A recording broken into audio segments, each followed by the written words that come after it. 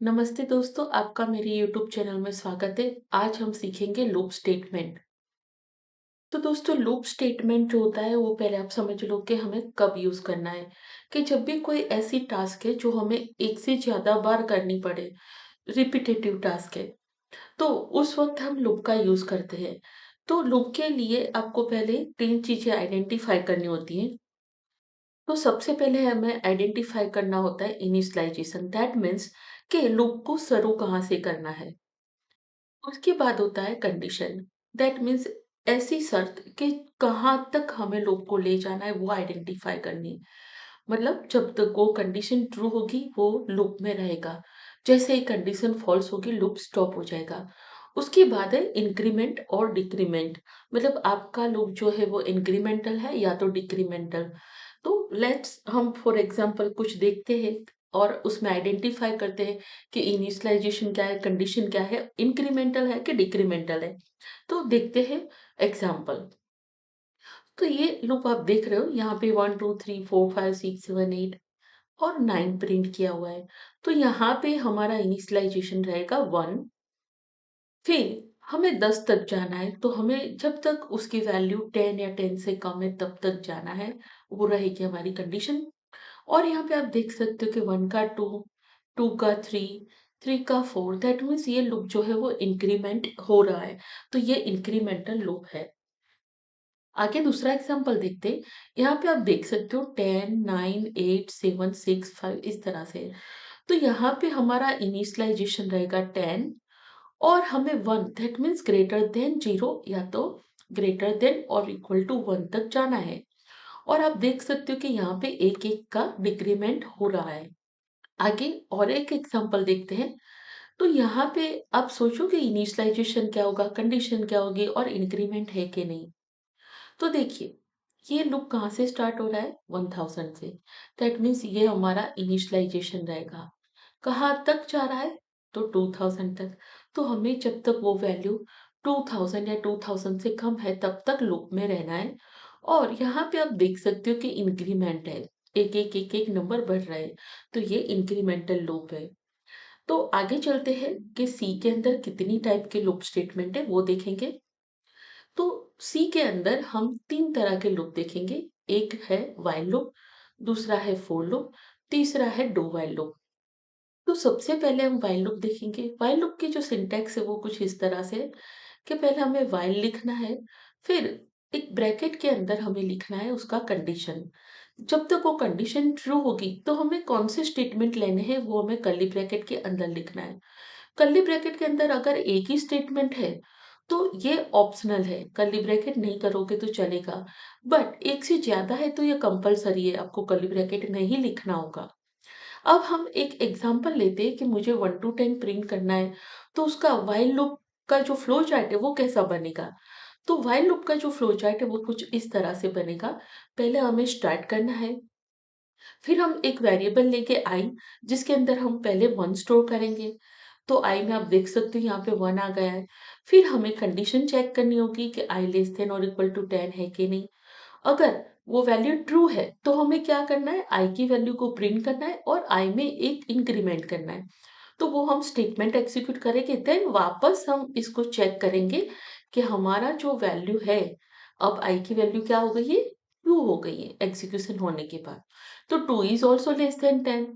फिर वो 2 को प्रिंट करेगा और फिर 3 होगा। तो इसी तरह से आई की वैल्यू जब तक 10 होगी तब तक ये लूप एग्जीक्यूट होता रहेगा।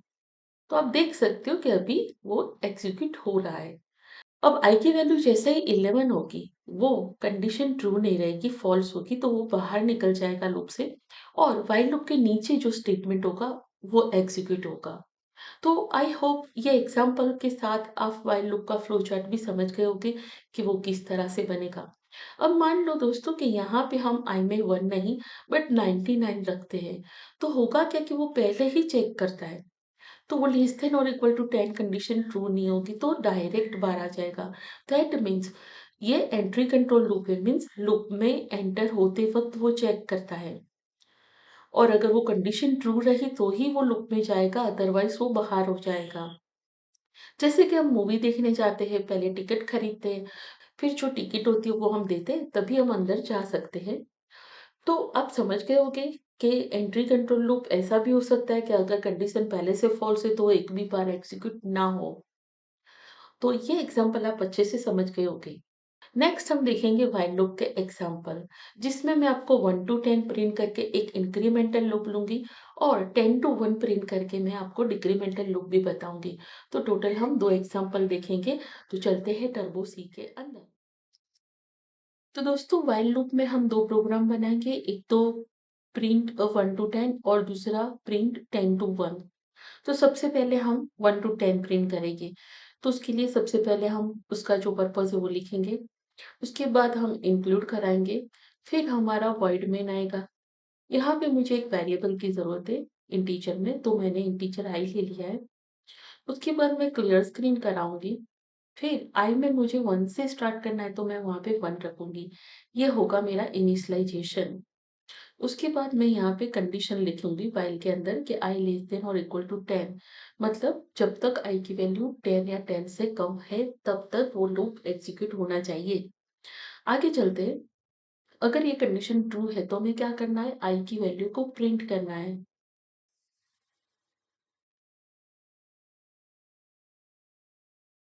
फिर आएगा गेट ch और यहाँ पे मेरा प्रोग्राम खत्म होगा। तो दोस्तों ये जो स्टेटमेंट है i इक्वल्स टू 1 वो हमारा इनिशियलाइजेशन है। ये जो स्टेटमेंट है वो हमारी कंडीशन है और यहाँ पे आप जो दे सकते हो वो है इंक्रीमेंट, क्योंकि मुझे 1 टू 10 प्रिंट करना है तो पहले 1 फिर 2 फिर 3 उस तरह से जाएगा। दैट मीन्स वहाँ पे इंक्रीमेंट है। तो मैं आपको ये रन करके पहले दिखाऊँगी। तो आप देख सकते हो ये 1 टू 10 प्रिंट हो गया है यहाँ पे। अब मैं आपको एक बार डिबग करके भी दिखाती हूँ। तो डिबग के लिए हम विंडो में जाएँगे, वॉच में जाएँगे, एंटर देंगे और यहाँ पे एक ही वेरिएबल है तो वो मैं लिख के एंटर दे दूँगी।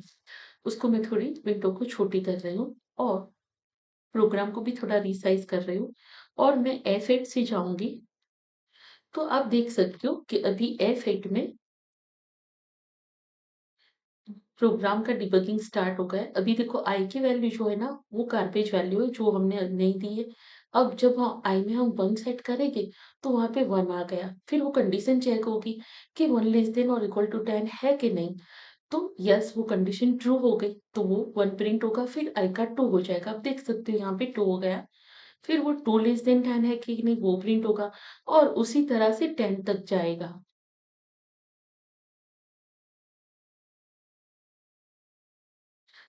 अब i में 11 हो गया है तो वो बाहर आ जाएगा गेट स्टेज पे। तो यहाँ पे आप देख सकते हो कि हमारा जो प्रोग्राम है 1 टू 10 प्रिंट हो गया है। अब मैं यहाँ पे आपको ये बताती हूँ कि इसको एंट्री कंट्रोल लूप क्यों बोलते हैं। जैसे मैं यहाँ पे 100 रखती हूँ और मैं आपको F8 करके दिखाती हूँ। तो आप देख सकते हो कि यहाँ पे 100 है। वो पहले चेक करेगा 100 जो है वो लेस देन और इक्वल टू 10 है कि नहीं। तो कंडीशन फॉल्स होगी, डायरेक्ट बाहर आ गया। एक भी बार कुछ भी उसने प्रिंट करके नहीं दिया। तो वो एक भी बार कुछ भी आउटपुट में हमें नहीं देगा। जैसे कि आप आउटपुट विंडो में देख सकते हो कि यहाँ पे कुछ भी नहीं आया है। तो आई होप आप समझ गए होंगे कि ये किस तरह से वर्क करता है। आगे हम देखेंगे कि व्हाइल लूप के अंदर 10 टू 1 कैसे प्रिंट करते हैं। तो चलते हैं सेकंड प्रोग्राम पे। तो पहले हम उसका पर्पस लिखेंगे, to print 10 to 1 using while loop. फिर हम इंक्लूड फाइलें करा लेंगे, फिर हमारा मेन आएगा, फिर हमने वेरिएबल को डिक्लेयर किया और हम यहाँ पे क्लियर स्क्रीन लिखेंगे। अब 10 टू 1 के लिए मेरा इनिशियलाइजेशन रहेगा 10, क्योंकि मुझे 10 से स्टार्ट करना है। फिर हम देखेंगे कि व्हाइल में i की वैल्यू ग्रेटर देन 0 है कि नहीं, या तो आप ऐसे भी रख सकते हो ग्रेटर देन और इक्वल टू 1, दोनों का एक ही मतलब होगा। फिर अगर ये कंडीशन ट्रू है तो हमें i की वैल्यू को प्रिंट करना है, फिर उसको डिक्रीमेंट करना है। फिर यहाँ पे मेरा प्रोग्राम खत्म होगा और यहाँ पे मेरा मेन खत्म होगा। मैं एक बार आपको रन करके दिखाती हूँ। तो आप देख सकते हो यहाँ पे 10 टू 1 प्रिंट होके आ गया है। तो ये जो लूप है वो डिक्रीमेंटल लूप हो गया। तो मैं आशा करती हूँ कि आपको व्हाइल लूप अच्छे से क्लियर हो गया होगा। अब हम देखेंगे कि फोर लूप का सिंटैक्स क्या है।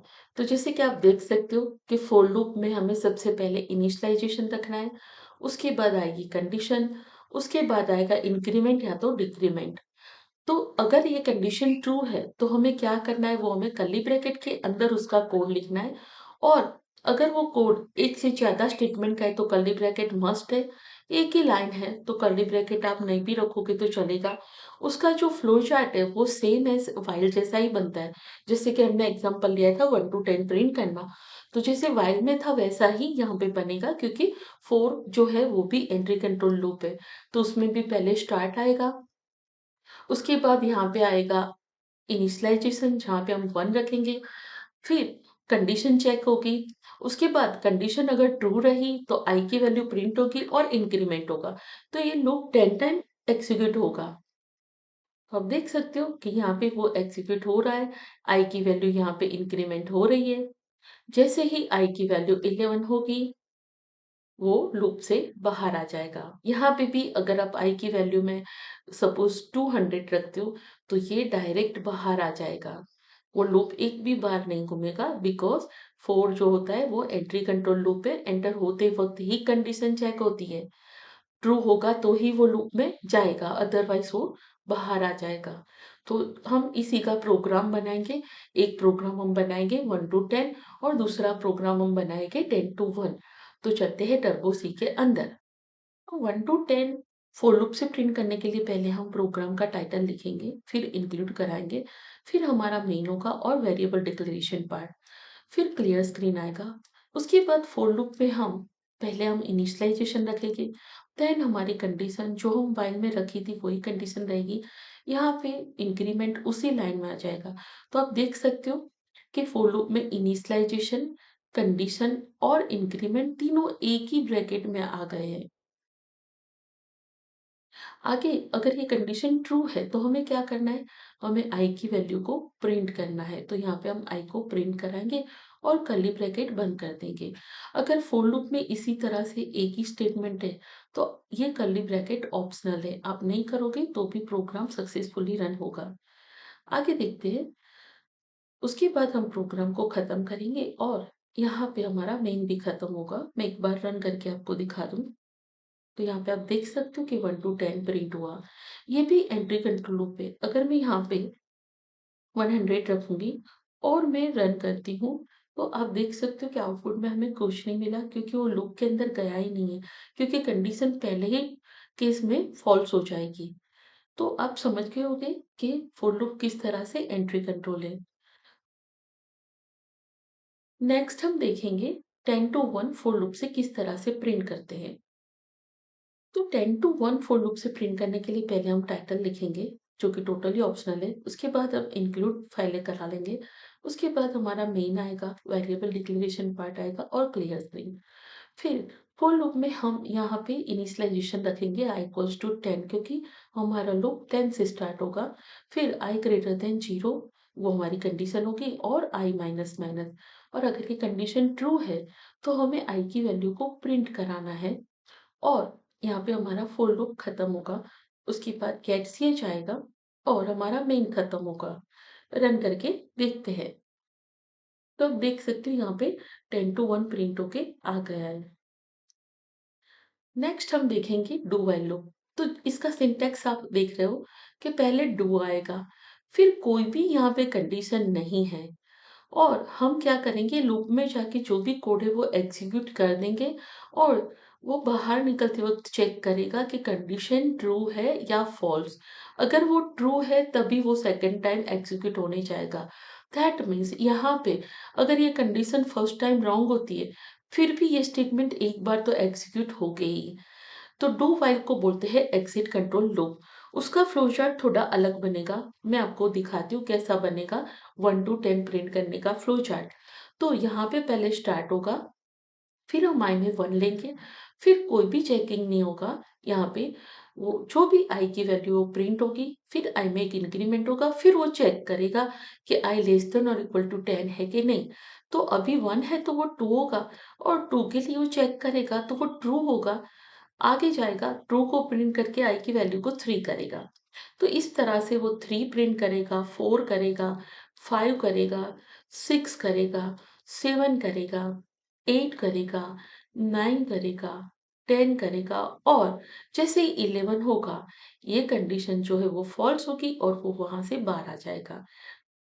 अब हम देखते हैं कि मान लो यहाँ पे आई में 1 नहीं है, 100 है, तो वो 100 को प्रिंट करेगा, फिर 101 होगा, उसके बाद वो चेक करेगा कि वो लेस देन 10 है कि नहीं, फिर वो बाहर आ जाएगा। दैट मीन्स वो 100 को एक बार तो प्रिंट करेगा, वो मैं आपको टर्बो सी में भी रन करके दिखाऊँगी, तब आप अच्छे से वो समझ सकोगे। तो जो डू व्हाइल है वो है एग्ज़िट कंट्रोल लूप। जैसे कि हम किसी होटल में जाते हैं तो पहले हम खाना खाते हैं, फिर हम बिल पे करते हैं। तो वहाँ पे वो लोग पहले से हमसे नहीं ले लेते पैसे। मोस्टली कुछ-कुछ होटल में ऐसा भी होता है कि आपको कूपन खरीदना होता है, बट मोस्टली ये ट्रेंड है यहाँ पे कि हम पहले खाना खाते हैं उसके बाद हमारा बिल आता है। तो वो एक टाइप से एग्ज़िट कंट्रोल हो गया। तो आई होप आप ये समझ गए होंगे। अब हम 1 टू 10 और 10 टू 1 प्रिंट करने का प्रोग्राम देखेंगे टर्बो सी के अंदर। तो चलते हैं टर्बो सी में।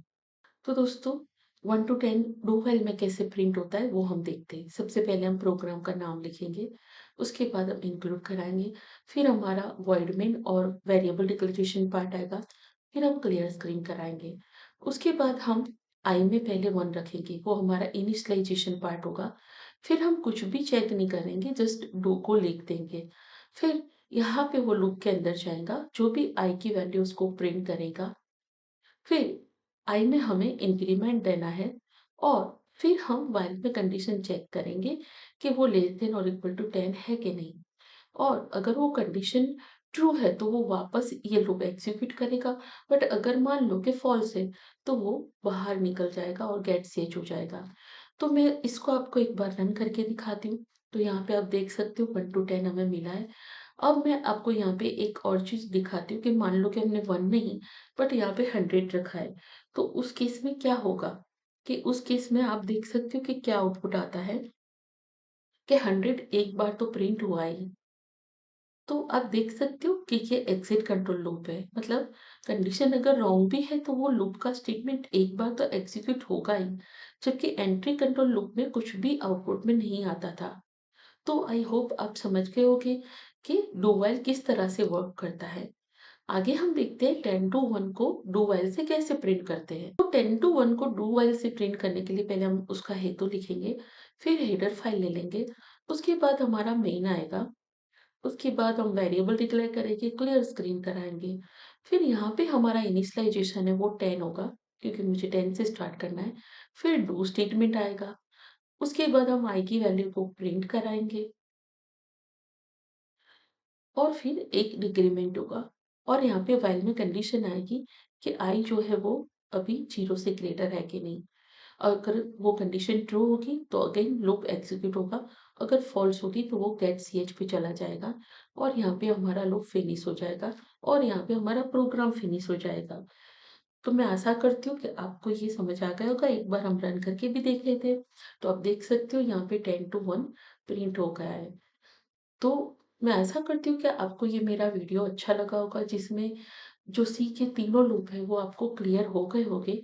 और अभी और भी हम प्रोग्राम रखेंगे जिसका मैं अलग से प्लेलिस्ट बनाने वाली हूँ, जिसमें मैं ये लूप का यूज़ करके ढेर सारे प्रोग्राम रखने वाली हूँ विथ एक्सप्लेनेशन। तो आप वो भी ज़रूर देखिएगा। धन्यवाद।